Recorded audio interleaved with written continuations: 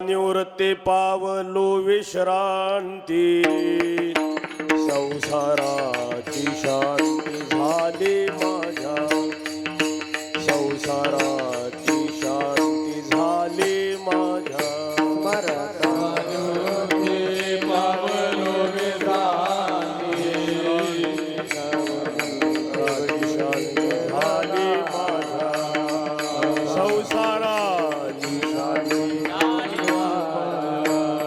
नमिता ज्ञानदेवा पावलो विसावा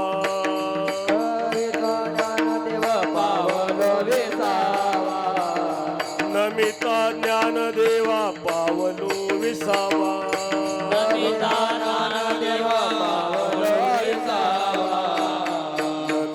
ज्ञानदेवा पावलो विसावा अंतरीचा हेवा विसरलो अंतरीचा हेवा विसरलो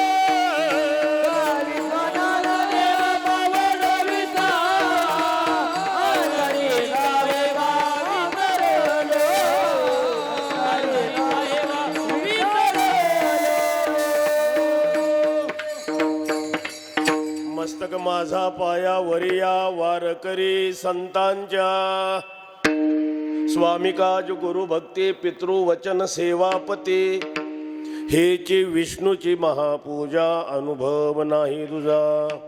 हा सेवेसाठी घेतलेला अभंग जगद्गुरु श्री तुकाराम महाराजांचा असून या अभंगामध्ये महाराजांनी आपल्या स्वकर्तव्याचं आपण अनुष्ठान करणं हीच देवाची पूजा आहे महाराज प्रतिपादन करतात. विठ्ठला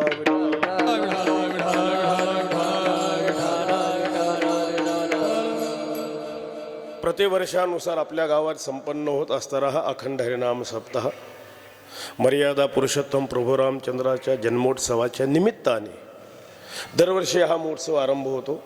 या वर्षी झाले आजच्या दिवशी कीर्तनरूपी सेवा माझ्या वाटेला आली आहे. यथामती दिलेल्या वेळेत काही अभंगावर चिंतन करण्याचा मी प्रयत्न करणार आहे. जो अभंग निवडला आहे जगद्गुरु श्री तुकाराम महाराजांचं आपल्या वाटेला आलेलं विहित कर्माचं अनुष्ठान हीच देवाची पूजा आहे महाराज सांगतात. विठ्ठला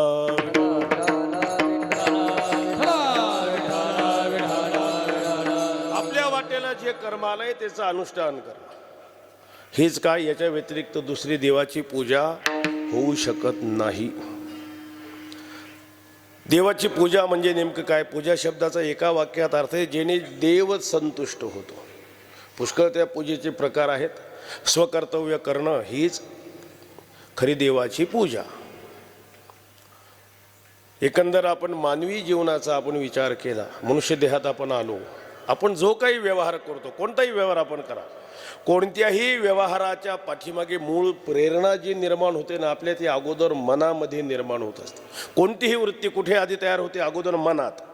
जी मनामध्ये वृत्ती आपल्या तयार होते तीच ज्ञानेंद्रियामध्ये येते आणि पुढे तीच कर्मेंद्रियामध्ये येते आणि मग कर्मेंद्रियामध्ये आली की तशी आपल्याकडून क्रिया होते आणि मग जशी क्रिया होते तसं फलभोग आहे. ज्ञाता असतानाच करता होतो आणि करताच भोगता होतो. मग आपल्याला चांगला भोग मिळावा वाटत असेल, भोग शब्दाचा अर्थ चांगला भोग म्हणजे सुख मिळावं वाटतंय आपल्याला, काय केलं पाहिजे? मग चांगलं कर्म केलं पाहिजे. चांगलं कर्म कधी होईल? मग तशी वृत्ती मनात पाहिजे, तसा विचार पाहिजे. लक्षात घ्या ज्ञानेश्वर महाराज काय सांगतात? आवडीती वृत्ती किरीटी आधी मनोनीची उठी मग ते वाचा दिठी करासी. मनामध्ये जी वृत्ती आहे तीच ज्ञानेंद्रियात कर्मेंद्रियात आणि तसं कर्म तसा फलभोग होतो आहे. मग याच्याकरता चांगला भोग व्हावा वाटत असेल तर आपला विचार चांगला पाहिजे, ही महत्त्वाची गोष्ट. म्हणजे टाळी वाजवू नका. लक्षात घ्या महाराज तुम्हाला ही विनंती, कीर्तनामध्ये वक्त्याच्या वाक्याला टाळी वाजवायची नाही. टाळी वाजवायची ना कधी वाजवायची? जेव्हा आपण भजन करतो ना तेव्हा. जेव्हा भजन करतो तेव्हा टाळीच वाजवत नाही. कीर्तन झाल्यावर एखादा येतो म्हणतो महाराज, लोकांना सांगतो की महाराजांनी कीर्तनात सांगितलं हात वर करा, टाळी वाजवा. पठ्ठ्या पादधराचा एकटा हातही वर केला नाही आणि टाळी वाजवली नाही म्हणतो. त्याचं भूषण आहे का? टाळी वाजवायचे ना जेव्हा भजन होतं ना टाळी वाजवायची वाजवा भजनाच्या वेळी विठ्ठला विठ्ठला विठ्ठला विठ्ठला विठ्ठला विठ्ठला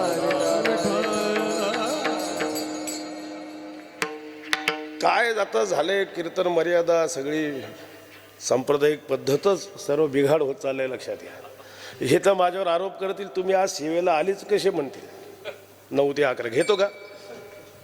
त्यांना आल्याला सांगितलं म्हणजे त्या भाऊनी सांगितलं म्हणून मी सरळ नाही सांगतो म्हटलं 9 ते 11 होतच नाही माझ्याने. तर हा एक अपवाद आहे अशी परिस्थिती. 9 ते 11 नाही काही 7 ते 9 ठीक आहे की संप्रदायाच्या कीर्तनाची जी मर्यादा आहे. आणि मी का सांगतोय लवकर वेळ सप्ताह म्हणजे आपण कार्यक्रम पत्रिकेत दिले आहे का नाही. पहाटे काय काकडा आहे का नाही. काकड्याला कोण कोण येतं मला सांगा. हां किती जण आहे मग आणि बाकीचे काय मग काय फक्त 4 जणांचं सप्ताह आहे काय. फक्त कीर्तनाला येणं म्हणजे सप्ताह आहे काय.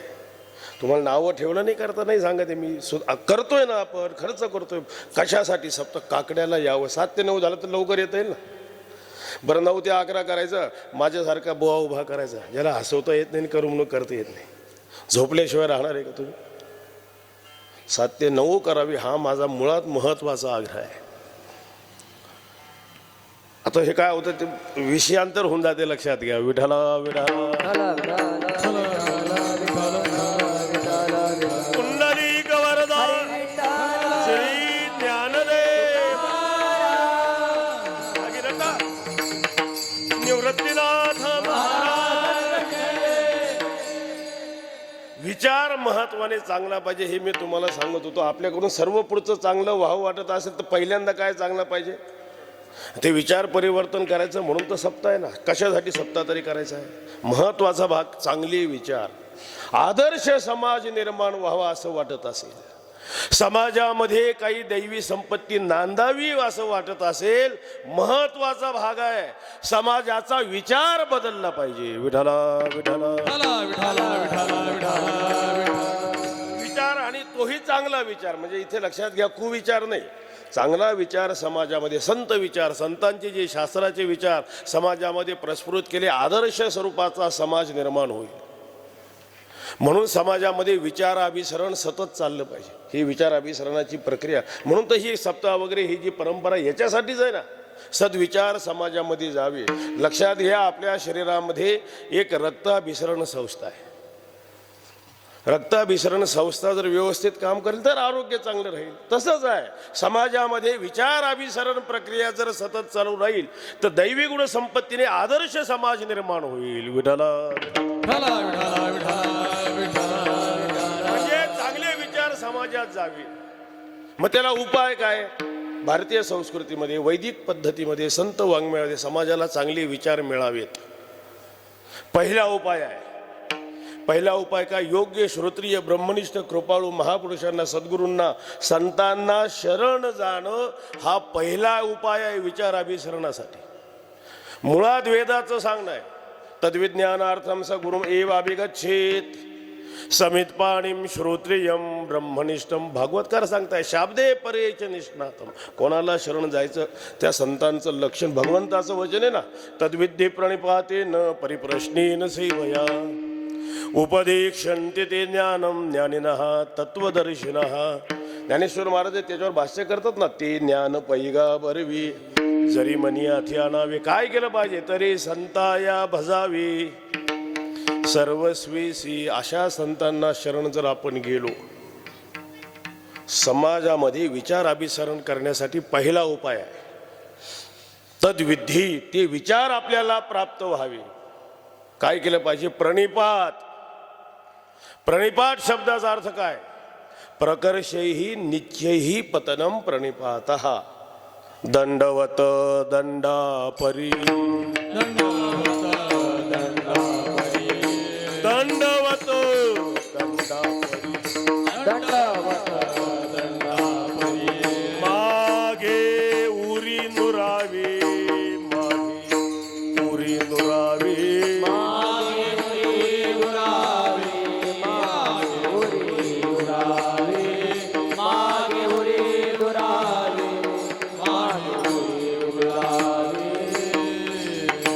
दंडवत हातदंडा परी माघी उरी नुरावी. हातामध्ये काठी धरली आणि ती सोडून द्या. ती जशी पडते ना त्याला म्हणतात प्रणिपात. ज्ञानेश्वर महाराज सांगतात ना, लिंगका प्रतिमा दिठी देखत खेवो अंगिष्टी लोटिले का काठी पडिली जैशी. अशा पद्धतीने श्री गुरु संतांना साष्टांग नमस्कार करणं याला म्हणतात प्रणिपात. त्यांना शरण जाणं लक्षात घ्या. ही शरणागती आहे. तया अहम वाचा चित्तांग देवनिया शरण रिघ महोददे का गांग रिगाली जैसी. गुरूंना प्रणिपात नमस्कार. श्री संताची माथा चरणावरी साष्टांग हे करी दंडवत. त्यांच्या चरणी लीन व्हावे सदा. त्यांच्या चरणी लीन व्हावे सदा. त्यांच्या चरणी लीन व्हावे सदा. त्यांच्या चरणी लीन व्हावे सदा. मनमोनी संतासी अखंड भलावे. मनोनी संतांनी अखंड भलावे. त्यांच्या चरणी लीन व्हावे सदा. त्यांच्या चरणी लीन व्हावे सदा. त्यांच्या चरणी लीन व्हावे सदा. त्यांच्या चरणी लीन व्हावे सदा. मनोनी संतासी अखंड भजावी. त्यांच्या चरणी लीन व्हावे. लक्षात घ्या महत्वाचा भाग. नाही तर माणसं नमस्कार करीत नाहीत काय? का नमस्कार करतात, कशी पुष्कळ नमस्काराची पद्धती ते काही मी सांगत नाही. अगदी एकच सांगू, नमस्कार करतात का? हा नमस्कार, वा चालते, वा कटा, पुष्कळ आहे. मी ते प्रकार सांगत बसत नाही, काय उपयोग नाही ते सांगून. आता कोर्ट कचेरीत जा, मंत्रालयात जा, अगदी पट्टेवाल्याला वाकून नमस्कार करतो का नाही? आणि कीर्तनाला आला की ताठ राहतो. पुष्कळ पद्धती आहे लोकांच्या नमस्काराची. महत्वाचा नमस्कार श्री गुरु संतांना साष्टांग नमस्कार प्रणिपात. त्याच्यानंतर काय करायचं? नमस्कार करू झालं काय सर्व? नाही. त्यांची सेवा, ती विचार जर प्राप्त करायची असेल ना, ते इथं सेवा हा दारवंटा तो स्वाधीन करी सुभटा ओळगुणी तनु मनु जीवे चरणासी लागावी अगरवता करावी दास्य. सगळ्या सेवेने प्रसन्न झाल्यावर मग अपेक्षित जे आपण ते सांगतील पुसले जेणे अंतःकरण बोधली संकल्पाने. पुन्हा अंतःकरण संकल्प विकल्प करणार नाही. मनुष्य देहात आल्यावर जे करायचं ते केलं, जे मिळवायचं जे मिळवलं, पूर्ण काम स्थिती ज्याला म्हणतात ना, कृतम कृत्यम प्रापणीयम प्राप्यम, ही अवस्था त्या संत कृपेने प्राप्त होते. कृतकृत्य झालो इच्छा केली ते पावलो. इच्छा केली ते पावलो. इच्छा केली ते पावलो. कृतकृत्य झालो. इच्छा केली ते पावलो. इच्छा केली ते पावलो. इच्छा केली ते पावलो. कृतकृत्य झालो इच्छा केली ते पावलो. ही स्थिती ज्याच्यामध्ये विचार अभिसरणाची पहिली प्रक्रिया आहे. सद्गुरूंना शरण झाला. दुसरा उपाय, विचार समाजामध्ये जावे, चांगले विचार. काय उपाय आहे? प्रवचन करणं. अनेक समूहामध्ये जाऊन त्या त्या श्लोकाचा ओवीचा अर्थ, प्रवचन शब्दाचा अर्थ आहे प्रकृष्ट वचन, ते विचार समाजामध्ये प्रस्फुरित करणं, विचार अभिसरण करण्यासाठी. त्याच्याही पुढे वारकरी संप्रदायाचा जर आपण विचार केला तर हे विचारधन वितरण करावं समाजामध्ये. संतांनी ज्या साधनावर भर दिलाय ना ते आहे कीर्तन. नवविधा भक्ती संतांना मान्य आहे, मागितली आहे, पण नवविधा भक्तीत भर कशावर दिलाय? कीर्तन भक्तीवर. का? विचारधन जर वितरण करायचं असेल, सांप्रत कलियुगाच्या काळामध्ये विचारधन वितरण करण्याचं सामूहिक पद्धतीने महत्वाचं माध्यम कीर्तन आहे. की कीर्तनाच्या द्वारा समाज प्रबोधन प्रभावी माध्यम कीर्तन आहे. कीर्तनाची जी फलश्रुती आहे, कशासाठी कीर्तन आहे? नाचू कीर्तनाची, नाचू नाचू कीर्तनाची, नाचू कीर्तनाची ज्ञान दीप लावू जगी, ज्ञान दीप लावू जगी.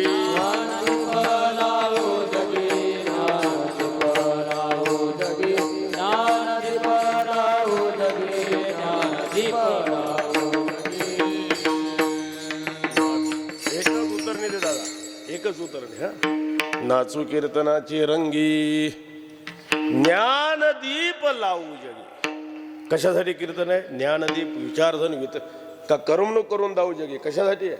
करमणुकी करताय का?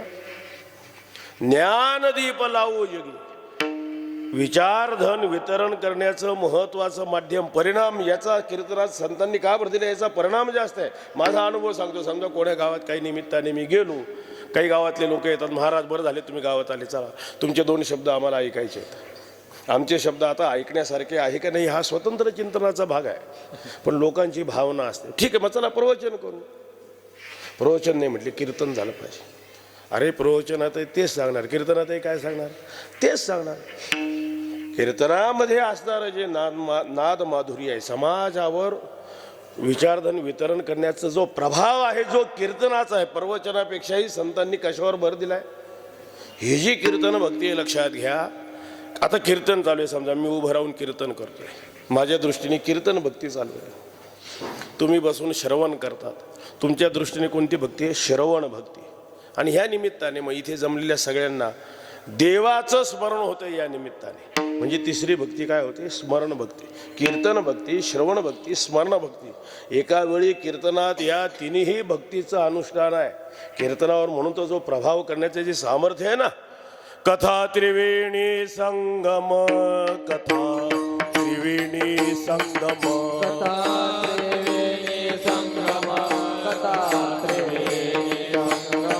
देव भक्त आणि नाम, देव भक्त आणि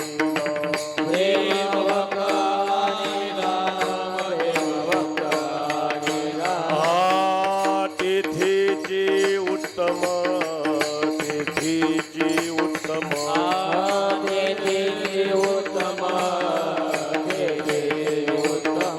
चरण रज वंदिता, चरण रज वंदिता, जळती दोषाचे डोंगर, जळती दोषाचे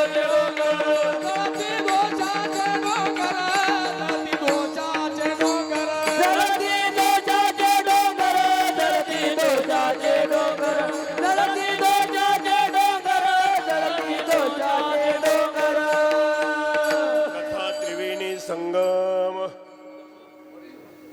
देव भक्त आणि नाम, तिथेचे उत्तम, चरण रज वंदिता. कीर्तनाची जी फलश्रुती आहे, लक्षात घ्या. या साधनाचा प्रभाव विचारधन वितरण करण्यासाठी ब्रह्मीभूत काया होतसी, कीर्तनी भाग्य तरी ऋणी, देव जैसा कीर्तन चांग, कीर्तन चांग, कीर्तन चांग, होया अंगारी रूपा, होया अंगारी रूपा, होया अंगारी रूपा. कीर्तन सांग, कीर्तन सांग, होय अंगारी रूप, होय अंगारी रूप, होय अंगारी रूप. कीर्तन चांग होय अंग हरिरूप. याची फलश्रुती फार आहे कीर्तनाची. पण मग त्याची दुसरी पण बाजू लक्षात घ्या. कीर्तनाची फलश्रुती, फायदा काय कीर्तनाचा? जास्त आहे. पण त्याची दुसरी बाजू आहे, ज्या गोष्टीमध्ये फायदा जास्त असतो ना, उद्या नुकसान झालं, वापर नाही झालं तर नुकसानही तेवढंच जास्त होतंय, लक्षात घ्या.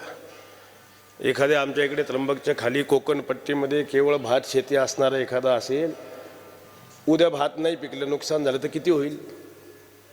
फार होईल का? पण एखादा द्राक्ष बागायतदार आहे, त्याच्यात फायदा जास्त आहे का नाही?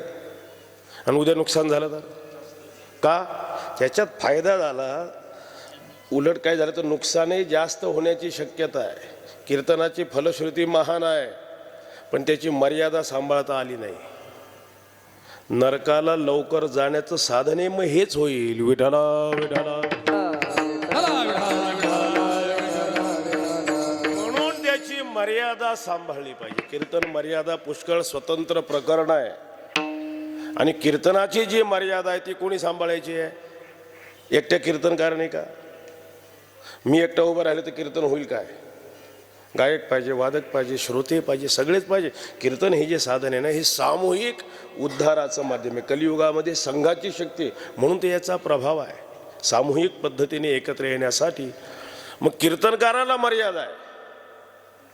कीर्तनकारांनी कीर्तनात काय बोलावं, काय बोलू नये, लोकाला आवडेल, करमणूक होईल असं बोलायला नाही सांगितलं. लोकाला आवडलं पाहिजे का?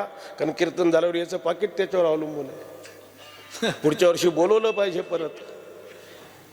भक्ती ज्ञाना विरहित गोष्टी इतरान कराव्या, प्रेम भरी वैराग्याच्या. कशासाठी कीर्तन आहे? जेणेकरून मूर्ती ठसावी अंतरी श्रीहरीची. ऐसी कीर्तन मर्यादा ही संतांच्या घरीची. म्हणून ही मर्यादा आहे कीर्तनकाराला. कीर्तनकाराला मर्यादा आहे, वादकाला मर्यादा आहे. कसं वाजवावं, कसं वाजवू नये, आडवं कुठे वाजवू नये, पुष्कळ भाग आहे. गायकाला मर्यादा आहे, असं समजू नका गायकाला मर्यादा नाही. गायकाने गायन कसं करावं, किती करावं, कोणत्या चाली म्हणावं, पुष्कळ भाग आहे ना. कोणत्या म्हणू नयेत, किती गायन करावं. कीर्तन आहे का गायनाची मैफिल आहे? समजलं पाहिजेत. गायन लागत नाही का? किती लागतं. प्रत्येकाला मर्यादा आहे. कोणते प्रमाण टाळ पखवाजावर म्हणावे, कोणते म्हणू नये. संत वचनाचे जे प्रमाण आहे तेवढेच टाळ पखवाजावर म्हणायचे, बाकी म्हणू नये. टाळ पखवाजावर वाजवू नये. गायकाला मर्यादा आहे. आपण श्रोते खाली बसलेले, आपण असं समजू नका तुम्ही सुटले म्हणून. तुम्हाला मर्यादा आहे. कीर्तन मर्यादा. श्रवण कोणाचं करा, कोणाचं ऐकू नका. इतकंच नाही, श्रवण कसं करा, त्याची श्रवण कसं करा नाही, श्रवणाला आपण येऊन बसले ना, कसं बसावं कीर्तनाला, कसं बसू नका. नये आळसे मोडू अंग, नये आळसे मोडू अंग,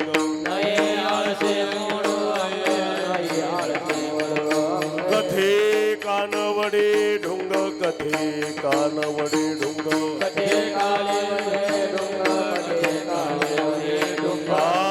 हिळणीचा रंग, हिळणीचा रंग, दाविल तो चांडाळ, दाविल तो चांडाळ, टाळ वाद्य गीत नृत्य, टाळ वाद्य गीत नृत्य, टाळ वाद्य गीत नृत्य, टाळ वाद्य गीत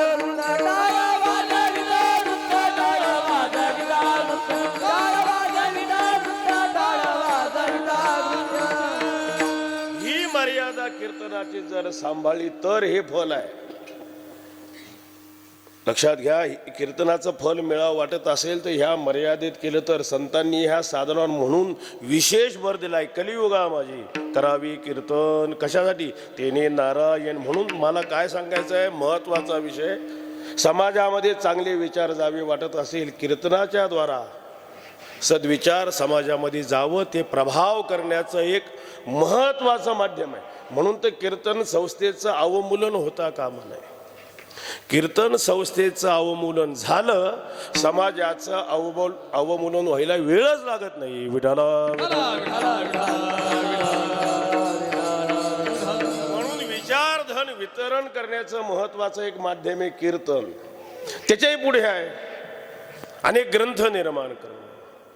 ग्रंथाच्या द्वारा हे चांगले विचार, हल्लीच्या काळाच्या दृष्टीने सोशल मीडिया जो निघाला त्याच्याद्वारा कोणते विचार चांगले, कुविचार नाही, कुविचारही प्रसरवणे पुष्कळ. महत्वाचा विचार, चांगले विचार जावे तर हे अनेक माध्यम आहे का नाही. काय आहे, समाजाचा विचार बुद्धी चांगली पाहिजे. भारतीय संस्कृती आपण बघा. एखादी माता माऊली असेल, ती आपल्या लहान लेकराला जर मंदिरामध्ये दर्शनाला घेऊन आली, ती आई मुलाला काय सांगते? देवाच्या पाया पड, देवाकडे काय माग, मला चांगली बुद्धी दे. काय देवाकडे काय मागायला सांगते? चांगली बुद्धी दे. एकदा का चांगली बुद्धी आली ना, एकदा बुद्धी चांगली, आचार विचार भावना सर्व पुढचं चांगलं असतं. बुद्धीला, ज्ञानाला महत्व आहे, चांगल्या ज्ञानाला. खरी संपत्ती ज्ञानाची आहे. खरं धन काय आहे? हल्लीच्या काळामध्ये सर्वात महत्वाचं धन, श्रीमंती कोणाची आहे? ज्ञानाची खरी श्रीमंती आहे. कोण माणूस मोठा आहे? ज्याचं ज्ञान मोठं आहे. ज्ञानाची श्रीमंती. मागे टी व्हीवर एक मालिका चालायची, काय नाव होतं तिचं? कोण बनेगा करोडपती. कोण करोडपती बनायचा? जो अज्ञानी येतो. अरे जो ज्ञानी आहे तो लक्षात घ्या. विठाला विठाला. ज्ञान ही खरी संपत्ती आहे. चांगले विचार समाजामध्ये राहावेत. आपण बघा वेदाने काय काम केलंय. वेद वेद वेद शब्दाचा अर्थ काय? वेद इति इति वेदः. जी गोष्ट सर्वसामान्यांना अज्ञात आहे. अज्ञात ज्ञापकत्व शास्त्रस्य शास्त्रत्वम. सर्वसामान्य जीवनात जी गोष्ट अज्ञात आहे त्याचं ज्ञान करून देणं आणि त्यातही पुन्हा सफलता आहे, ज्याला फल आहे. नाही तर अज्ञात गोष्टी कितीतरी आपल्याला. गाढवाच्या अंगावर किती केस आहे माहिती आहे का? सांगितले इतके आहेत. काय फायदा शिकून? समजले इतके केस आहे, फायदा आहे का काही? या ज्ञानाला सफलता आहे. वेद जे सांगते विचारधन वितरण करण्याचं काम व्यासमुनींनी काय काम केलं? हेच काम केलं ना. शंकराचार्यांनी काय काम केलं? श्रीमद निवृत्तीनाथ महाराजांपासून निळोबारायांपर्यंत वारकरी संप्रदायातील सर्व अवतारी संत परंपरा ज्ञानदान करण्यासाठी विचारधन वितरण करण्यासाठी झाले ना. हेच काम केलं की नाही? संतांनी सुद्धा काय काम केलंय? सर्वच संतांनी महत्वाचं कार्य काय केलंय? तुमच्या आमच्यासाठी विचारधन वितरण करण्यासाठी वाङ्मय निर्माण करून ठेवलं. संतांच्या अवतारातलं हे महत्वाचं कार्य आहे की नाही? की एवढं महत्वाचं वाङ्मय तयार केले. चांगले विचार त्याच्यामध्ये आहेत. लिहिणारे एवढे थोर महात्मे आहेत. एवढं विचारधन आपल्या समोर आहे. आपण हे धन लुटतो का? जे खरं धन आहे, जी खरी संपत्ती आहे, आपण लुटतो का? काही करतो का? काही ग्रंथ आपण उघडून पाहतो. अरे घरात आहे की नाही? इथून सुरुवात आहे.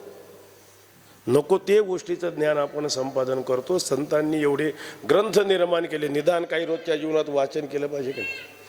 काही सत्संग सत्विचार रोजचा नित्यनेम जीवनामध्ये पाहिजे की नाही? काही 4-5 10 अभंग वाचले पाहिजे, 10 ओव्या वाचल्या पाहिजे, एक माळ रामकृष्ण हरी जप, रोज स्नान करणं, तुळशीला. याच्याकरता तर वारकरी होणं, आपण अधिकारी होणं. अधिकारी माणसालाच फलाची प्राप्ती होते. देव मिळावं वाटतोय ना. अनधिकारी माणसाला देव मिळेल का? काही नित्यनेम पाहिजे की नाही जीवनात? काही लोक म्हणतात महाराज तुमचं कीर्तन आम्हाला समजत नाही. समजत नाही म्हणायला तू कधी अभ्यास केला आहेस? एखादा विद्यार्थी 11वीला येऊन बसला तर प्रोफेसर ABCD शिकवायला सुरुवात करता का? 11वीच्या वर्गात बसलाय म्हणजे 10वी पास आहे ना. कीर्तनाला येऊन बसलायस याचा अर्थ वारकरी आहे. काही नित्यनेम वारकरी त्याला म्हणतात ज्याच्या जीवनात काही नित्यनेम आहे. कधी ज्ञानेश्वरी रोज वाचतो, कधी गाथा वाचतो, तर त्याच्यामध्ये प्रवेश होईल ना. काही नाही, रोज उठून बास उठलं की खायचंच, काही नित्यनेम नाहीच, फल कसं होईल? ज्ञान होईल कसं? काही जर नित्यनेम जीवनात नसेल, लक्षात घ्या, काही नित्यनेमावीण अन्न खाय. काहीच नित्यनेम नाही, तो अन्न खातो तो कोण आहे? श्वान म्हणजे कुत्रा आहे. वाया मनुष्य पण दिसायला माणूस आहे. भार वाहे तो, हा मराठी शब्द आहे, बैल. महाराजांची भाषा थोडा बदल करून आणि त्याचा होय भूमी भार. या भूमीला भार होतो. एवढी भूमी सर्वांचं ओझं धारण करते की नाही? त्यांचा भार होत नाही, यांचाच का होतो? मग तो भार होतो म्हणून तर भगवान अवताराला येतात. आपण मागची सर्व कथा बघा. पापीचे अभक्त दैत्य जे मातली धरणीस झाली. लक्षात घ्या. म्हणून काही नित्यनेम आपल्या जीवनात पाहिजे.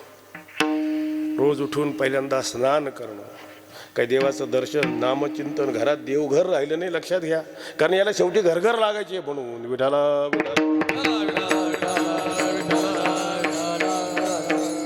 फक्त काय इथे समोर आणून ठेवायला ज्ञानेश्वरी आहे का? वाचण्याकरत ज्ञानेश्वर महाराजांनी कशा हे विचारधन केवढं आहे. याची जर संगत असेल ना, सर्व विचार, दुसऱ्याला विचारायचं गरज नाही. एवढे आपण श्रीमंत आहे, एवढं विचारधन आपल्या संप्रदायात आहे. पण त्याच्याजवळ आहे आपण पाहे पा दूध पवित्र आणि गुड. काय घेतो आपण? दूध सेवन करतो. म्हणजे अशा आपली अवस्था आहे. आपण ते करावं याकरता मी सांगतो. कशासाठी सांगायचं आहे? हे चांगले विचार जावेत. विचारधन वितरण करण्यासाठी संतांनी एवढं वाङ्मय निर्माण केलं. त्यामध्ये जगद्गुरु श्री तुकाराम महाराजांनी सुद्धा. आता अभंग किती आहे? आपल्या वाटेला आले 4000, म्हणजे पूर्ण संख्या सांगायची. 4 कोटी अभंग लिहिले महाराजांनी. किती लिहिलेत? कुठे गेले ते? अभंगच आहे, कुठेच गेले नाही. त्याचा भंगच पावत नाही. त्यांनी त्यांच्या स्वरूपाजवळ ठेवून दिले. कारण 4000 आपण वाचत नाही. 4 कोटी असते तर काय वाचले असते? 4,000च माहिती आहे. कलियुगामध्ये मंद्यप्रज्ञ लोक आहे, शरीराचं सामर्थ्य राहणार नाही, तेवढेच आहे. मग हे जे 4,000 अभंग लिहिले कशासाठी? मूळ तात्पर्य काय? विचारधन समाजामध्ये वितरण करावं, चांगले विचार समाजामध्ये जावे, याच्याकरता ही अभंग गाथा निर्माण केली. मग विचारधन वितरण करण्याकरता जे अनेक अभंग लिहिले त्यातलाच हा अभंग आहे. या अभंगामध्ये काय महाराज सांगतायत की आपल्या वाटेला आलेलं कर्म इमाने इतबारे त्याचं अनुष्ठान करणं हीच देवाची पूजा आहे. आता मुळात याचं सूत्र ज्ञानेश्वरी ते 8व्या अध्यायात भगवान सांगतात विहित कर्माचं आपण अनुष्ठान केलं पाहिजे. तया सर्वात्मका ईश्वरा स्वकर्म कुसुमाची वेरा पूजा केली होय अपारा तोषा लागी म्हणून ती पूजी रिझलेनी आत्मराजी वैराग्य सिद्धी देजी पसाय तया तया ईश्वरा म्हणजे असा जो ईश्वर आहे, सर्वात्मक जो ईश्वर अंतर्यामी रूपाने राहणारा ईश्वर, त्याच्या आज्ञेप्रमाणे वागणं, आपलं विहित कर्म करणं. ज्ञानेश्वर महाराज म्हणतात ही कर्मपूजा आहे. सूत्र रूपाने सांगितलं, त्याचा विस्तार करताय महाराज या अभंगात पहिल्या चरणात. हा स्वामी काज गुरु भक्ती, स्वामी काज गुरु भक्ती, स्वामी काज गुरु भक्ती, स्वामी काज गुरु भक्ती.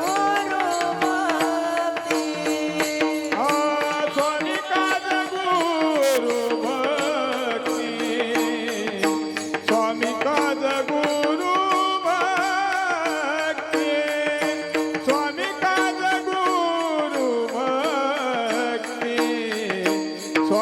गुरु भक्ती,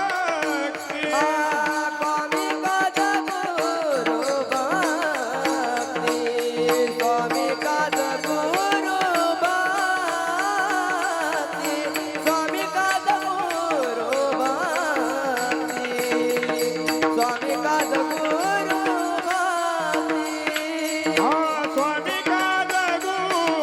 भक्ती, स्वामी काज गुरु भक्ती, स्वामी काज गुरु भक्ती, स्वामी काज गुरु भक्ती. पितृवचन सेवापती, पितृवचन सेवापती, पितृवचन सेवापती, पितृवचन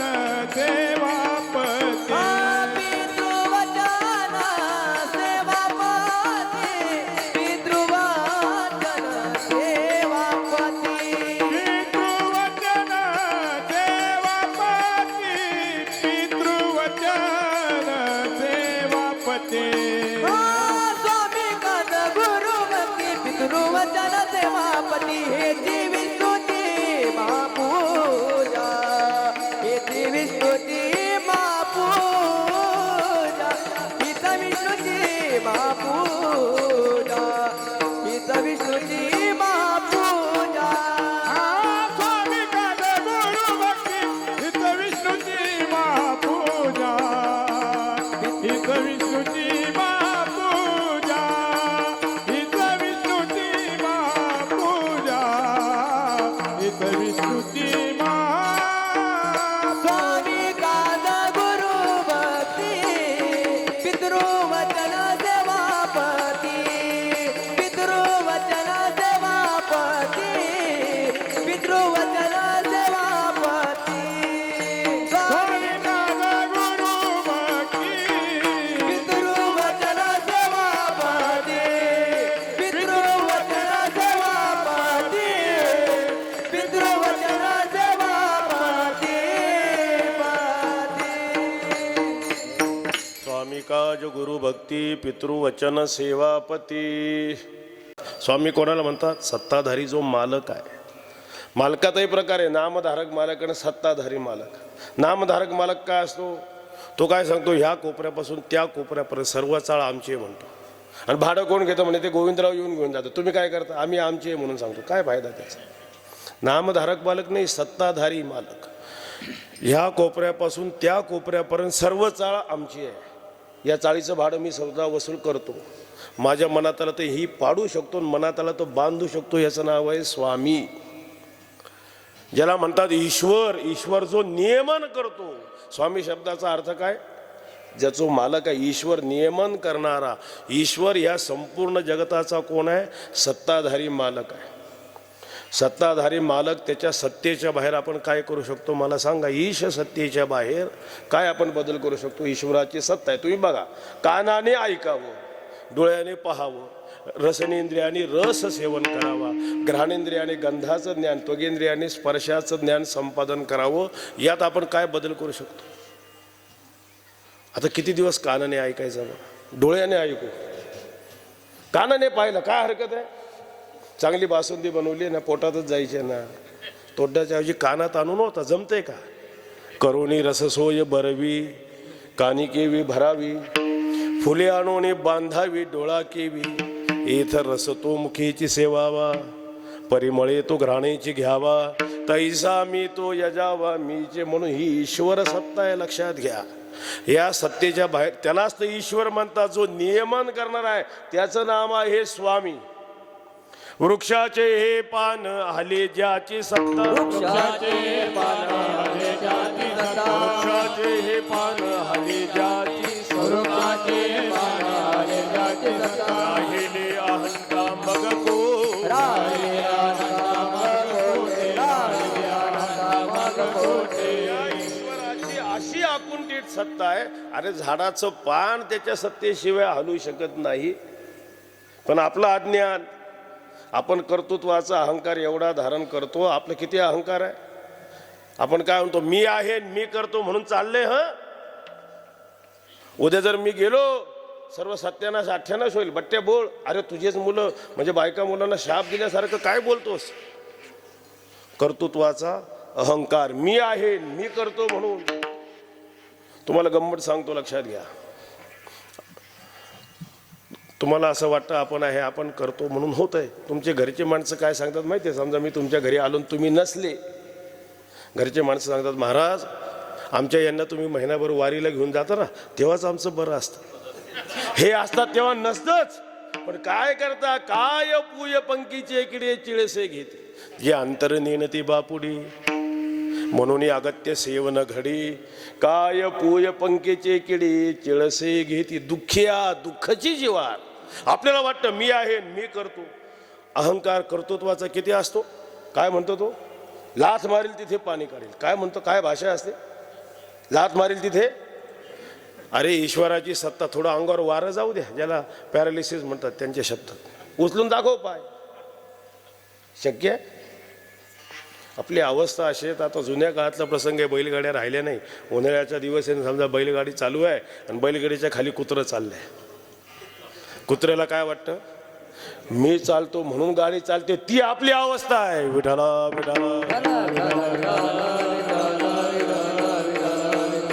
अरे त्या ईश्वराची एवढी आकुंठित सत्ता आहे.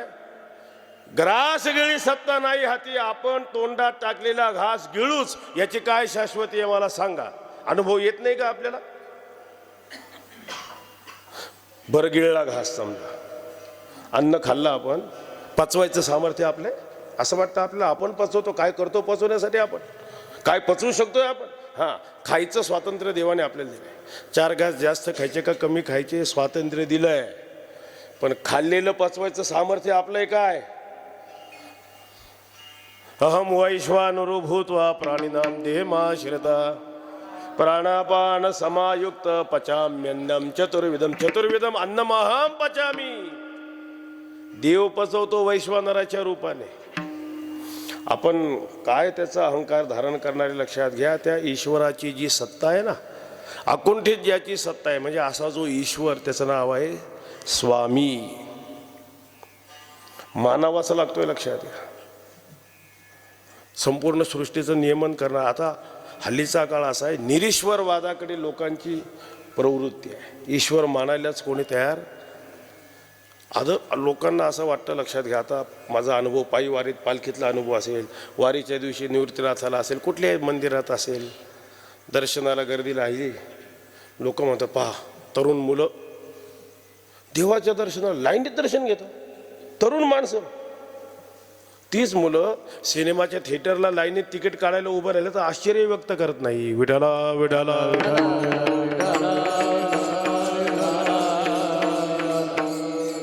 हिटलरची कथा, हिटलर म्हणजे कोण आहे? गावचा सरपंच होता काय?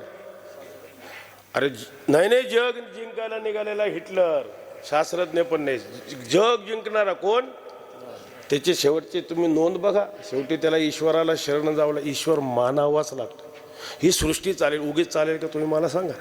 ईश्वर मानला पाहिजे, तो सर्वज्ञ मानला पाहिजे, सर्व शक्तिमान मानला पाहिजे, स्वतंत्र मानला पाहिजे. ही एवढी जी सृष्टी निर्माण झाली, लोक म्हणतात काही नाही, निसर्ग आहे, स्वभावता निर्माण झाली, याचं कोणी करता नाही. तुम्ही मला सांगा, कोणतंही कार्य करायचं असेल त्याला करता पाहिजे का नाही? बरं, तो जड असेल तर कार्य होईल का? चेतन पाहिजे का नाही? म्हणजे कार्य निर्माण करायला जडापासून कार्य होईल का? नाही होणार. चेतन पाहिजे. बरं, नुसता चेतन असला पण अंगात शक्ती नसेल तर होईल काय? बरं, बुद्धी नसेल, ज्ञान नसेल, होईल?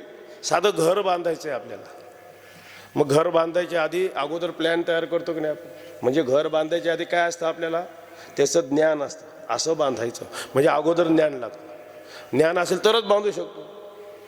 ज्ञान आहे, पैसेच नाही, बांधू शकेल? पैसे म्हणजे सामर्थ्य नाही, शक्ती नाही, पुन्हा स्वतंत्र नाही. पैसे आहे, ज्ञानही आहे, स्वतंत्र आहे, जागाच नाही त्याची, सत्ताच नाही आहे, बांधेल? सगळ्या गोष्टी लागतात, लक्षात घ्या. म्हणजे अगोदर तो निर्माण करणारा स्वतंत्र पाहिजे, सामर्थ्यशाली पाहिजे, शक्तिशाली पाहिजे. त्याचंच नाव ईश्वर आहे. ईश्वर म्हणजे कोण? हे जे संपूर्ण जगत निर्माण झाले हे जडापासून नाही, हा परमात्मा ह्या जगताचं अभिन्न निमित्त उपादान कारण आहे. पहिलीच ओळ आहे ज्ञानेश्वर महाराजांची, ओम नमोजी आद्या. आद्या शब्दाचा अर्थ हा पांडुरंग परमात्मा या जगताचं आद्य कारण आहे. जयापासोनी सकळ,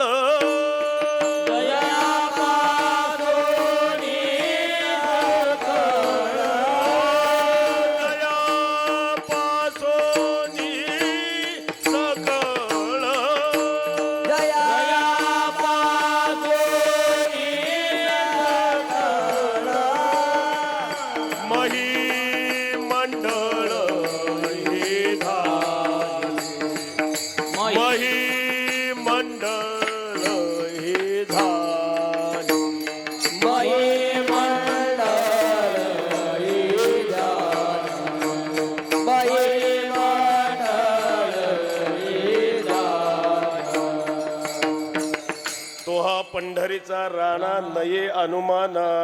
आपण रोज हरिपाठ म्हणतोय, चहुवेदी जाण शाही शास्त्री. कारण आपण बघा, 4 वेद, 6 शास्त्र, 18 पुराण.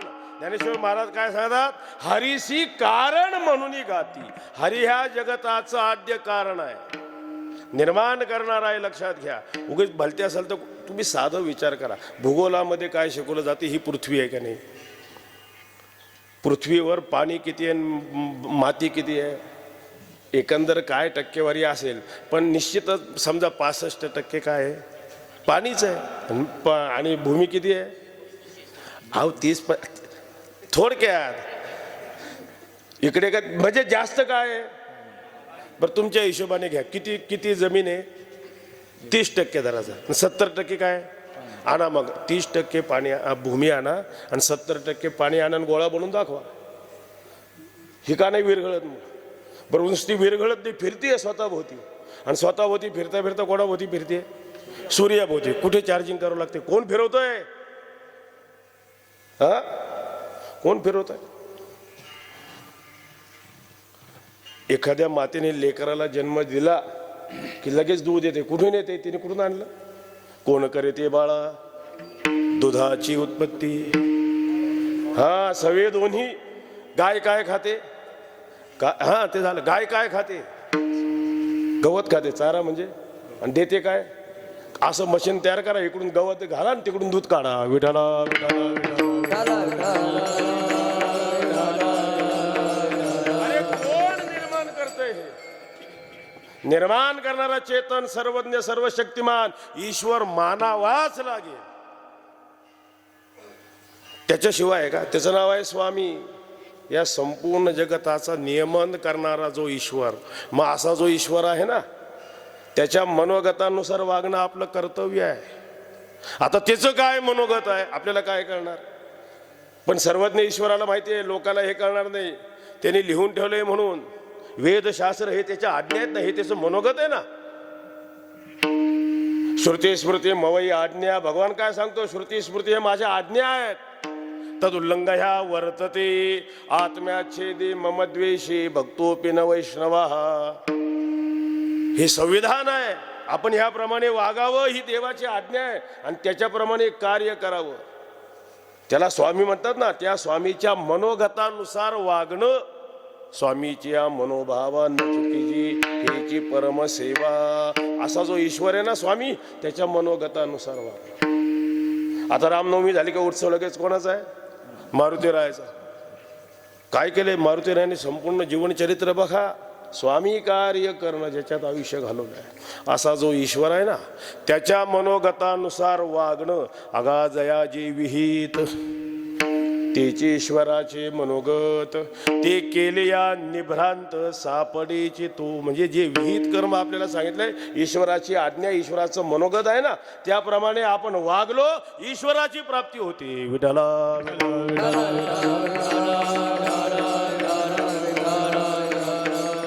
आणि म्हणून त्याच्या मनोगतानुसार वागणं स्वामी काज, हे मुख्य आपलं काय कर्तव्य. असा जो ईश्वर आहे का नाही, हे कोणी दिले आपल्याला? त्यांनीच दिलंय का नाही? हे शरीर सुद्धा आपण कुठून आणलं का? काय ह्या शरीराचा अभ्यास करणारे किती डॉक्टर आजपर्यंत झाले असेल, याचे कोण उलगडलं का? निर्माण आपण कोणी बनवलंय का? कुठून हे दिलंय का नाही? मग हा जो ईश्वर आहे ना, त्याचं भजन करणं काय आपलं मुख्य कर्तव्य आहे. म्हणजे असा जो स्वामी, त्याच्या मनोगतानुसार वागणं, हे शरीर इंद्रिय हे सर्व कोणी दिलंय आपल्याला, मग त्याचं चिंतन करणं आपलं कर्तव्य काय? जेने हा जीव दिला दान,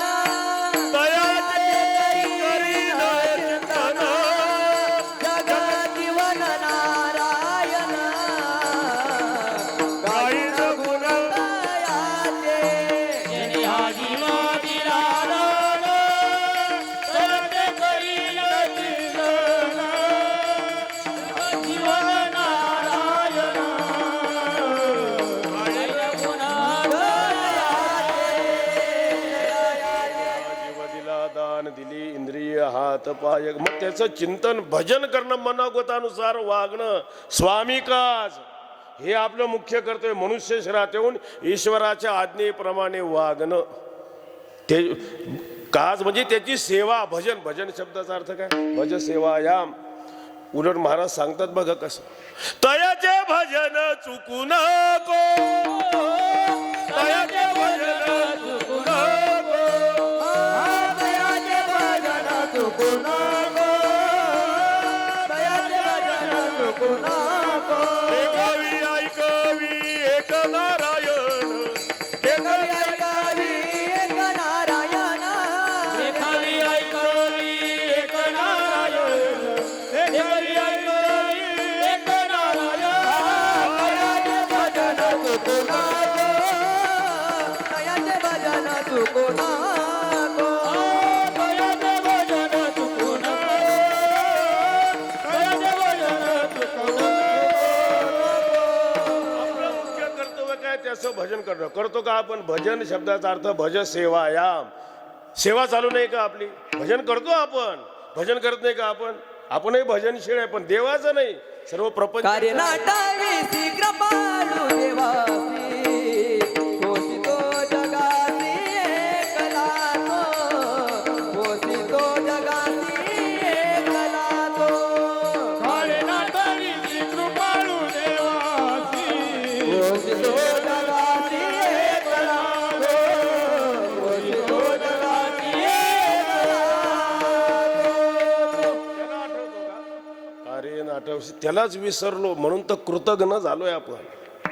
जेने दिलं त्याला विसरणं. सेवा चालू आहे, पण प्रपंचाची सायास हे करेसी पुष्कळ वर्णन ना. किती सायास करून, रात्रीचा दिवस करून, दिवसाची रात्र करून, हाडाची काढं करून, रक्ताचं पाणी करून, डोक्याचं खोबरं करून चाललंय काय?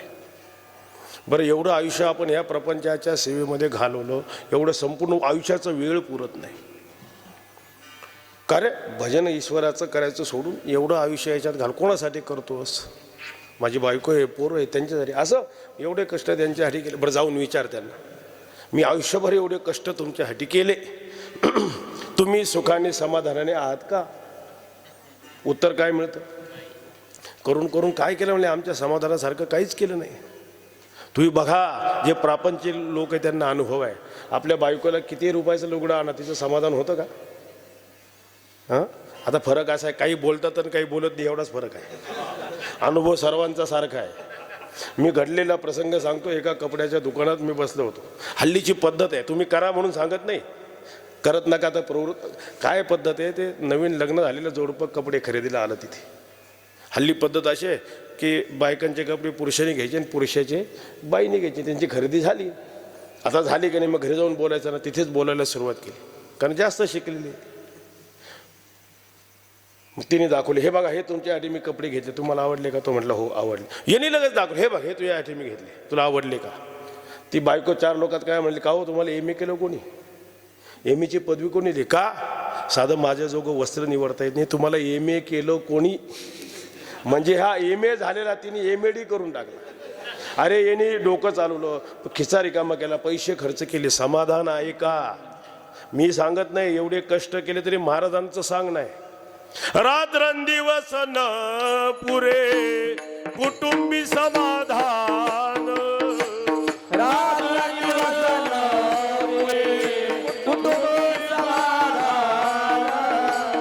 दुर्लभ दर्शन ईश्वराचे,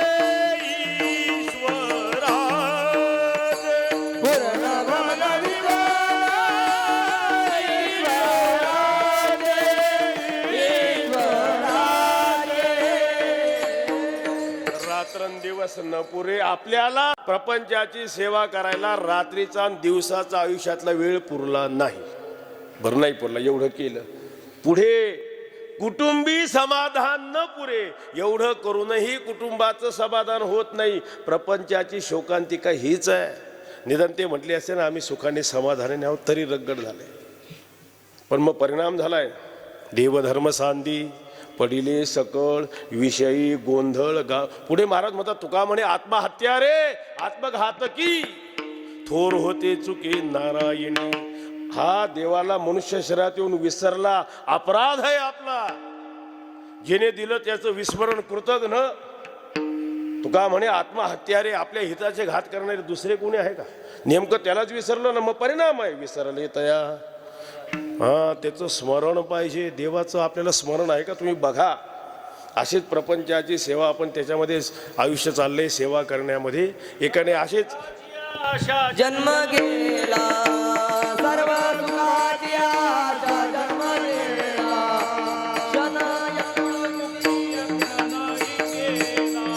शनायक मुक्ती यज्ञाई गेला. हिंडता दिशा चिन पावला, हिंडता दिशा चिन पावला, माया वेष्टीला जीव माझा, माझे सोयी झाले नदी कोणी, माझे सोयीला नेलती को, माया वेशीला जीवा माझा, माझे सोयी झाले नदी कोणी, माझे सोयी झाले नदी कोणी. सर्व सुखाची आशा जन्म गेला, शन एक मुक्ती यत्न नाही केला. हिंडता दिशा शन पावला, माया वेष्टी. जे करायला पाहिजे केलं का, नेमकं त्याला विसरलो ना. माणसाकडून घडणारा हा अपराध आहे. अशीच आपली प्रपंचाची सेवा करणार आहे. आपल्या बायकोची सुधारणा केली तिने. काय केलं? काय नाही, एक नथ तयार केली. समजा काय तयार केली? एक दागिना आहे, नथ तयार केली. अतिशय उत्तम रीतीने ती नथ तयार झाली, त्या बाईने घातली. आवड चांगली दिसते. मग गावात फिरत होती. बघा काय नथ केली सोनारबाई, बघा आमचे सोनारबाचे काय उपकार आहे, बघा नथ किती सुंदर दिसते. जिथे जाईल तिथे लोक माझं कौतुक करतात. खडातक बघा कसा समोर उठून दिसतोय. गावामध्ये सगळीकडे दाखवत फिरली.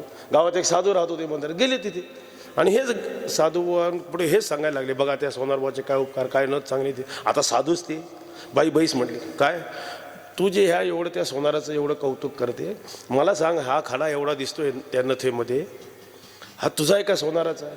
माझा आहे ना म्हटलं. हे मोती दिसतात हे हिंमत माझे, ज्याच्यात ओढले ते सोन्याची तार ती पण माझी आहे. सोनं तुझं, मोती तुझे, खडा तुझा.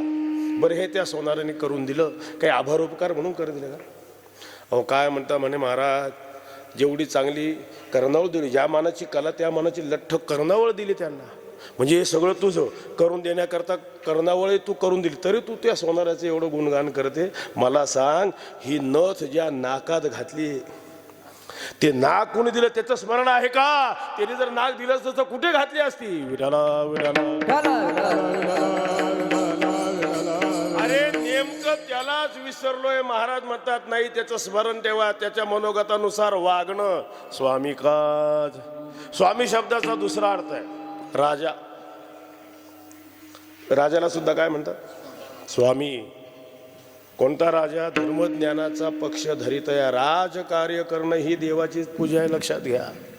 पण त्याला राजाही तसा लागतो. आपण हार घातला का नाही आधी? का घातला? उगीच कोणत्याही राजाला हार घातला तर त्याला राजाही म्हणत नाही, लक्षात घ्या. जो धर्मज्ञानाचा पक्ष धरतो. शिवाजी महाराजांच्या काळामध्ये जी पद्धत होती ना, राजाच्या वरती कोण होतं?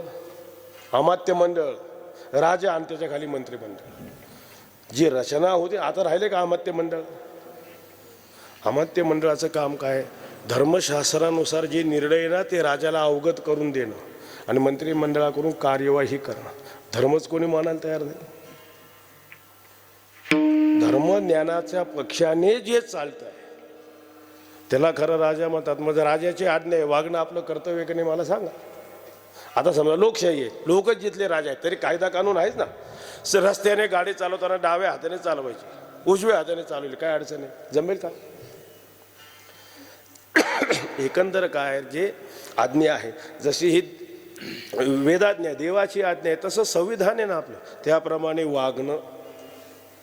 तिसरा स्वामी शब्दाचा अर्थ आहे, आता थोडं पुढे जातो कारण वेळच पुढे चाललेला. स्वामी म्हणजे ज्यांच्याकडे आपण कामाला आहोत, जो आपला मालक आहे तो सुद्धा कोण आहे? आपला स्वामीच आहे ना. मग त्याच्या मनोगतानुसार वागणं आपलं कर्तव्य नाही का? ज्याच्याकडे आपण नोकरीला आहे, ज्याच्यामुळे आपलं कुटुंबाचं भरण पोषण होतं आहे, त्याच्याविषयी त्याचं कर्तव्य. मी कितीतरी लोक पाहिले ऑफिसमध्ये काम करणारे, पायरीला पाया पडतात, ज्या खुर्चीत बसतात त्याला नमस्कार करून. त्याला म्हटलं का रे एवढा मोठा ऑफिसर आहे, नमस्कार का करतो? अहो म्हणे मी इथे काम करतो म्हणून माझं भरण पोषण होतं. अशी भावना आहे का? की आपल्या मालकाचं काम करणं हेच आपलं कर्तव्य आहे. त्याच्या पाठीमागची भावना. वारकरी होणं सोपं वाटलं काय? वारकरी म्हणजे नुसती माळ घातली आणि गंध लावला म्हणजे नाही. जसं खरं बोलावं, वारी करावी, एकादशी अनेक नियम ना, तसं आपल्याला जे काम आहे ते इमाने इतबारे करावं. ज्याच्याकडे नोकरी करत असेल, शेती करत असेल, अंगचोरपणा करू नये, लबाडी करू नये, भ्रष्टाचार करू नये, त्याला वारकरी म्हणतात. ज्याच्याकडे काम आलंय, पगार किती वेळेचा घेतो म्हटले 8 तासाचा, काम किती करतो?